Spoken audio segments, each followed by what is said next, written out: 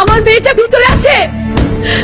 2024 সালের 19 মে ঢাকার মিরপুরে ঘটে এমন এক ঘটনা যা কাঁদিয়েছে পুরো বাংলাদেশকে। তাড়াতাড়ি কর মা, স্কুলে দেরি হয়ে যাবে। আম্মু, আজ আমি ক্লাসে প্রথম হব।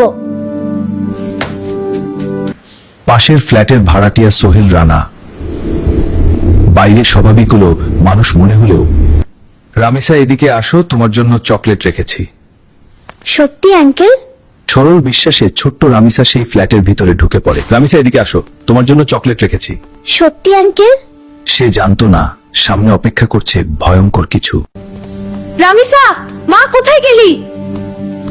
এতক্ষণ তো হওয়ার কথা না। দরজার সামনে মেয়ের জুতা দেখে মায়ের বুক হঠাৎ কেঁপে ওঠে, তার মনে ভয় ঢুকে যায়। দরজা খুলেন, আমার মেয়েটা ভিতরে আছে। দরজা খুলেন, আমার মেয়েটা ভিতরে আছে। দয়া করে দরজা খুলেন। বাইরে মায়ের চিৎকার শুনে আতঙ্কে কাঁপতে থাকে ঘাতক।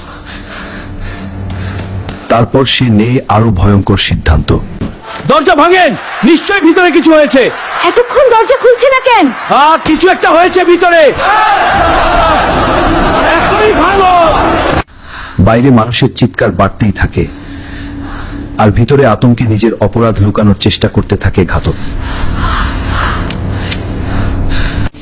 সবাই দরজা ভাঙার চেষ্টা করার আগেই গ্রিল কেটে জানালা দিয়ে পালিয়ে যায় সোহেল রানা। কিন্তু তার স্ত্রী স্বপনা পালাতে পারেনি। জনতা তাকে আটকে পুলিশের হাতে তুলে দেয়। কেউ কিছু স্পর্শ করবেন না, পুরো ফ্ল্যাট তল্লাশি করা হবে। প্রযুক্তির সহায়তায় মাত্র 10 ঘন্টার মধ্যেই নারায়ণগঞ্জ থেকে ধরা পড়ে প্রধান আসামি। এই ঘটনার আরো ভয়ঙ্কর সত্য আর বাকি অংশ দেখানো হবে পার্ট 2-এ। পার্ট 2 দেখতে আমাদের সাথেই থাকুন।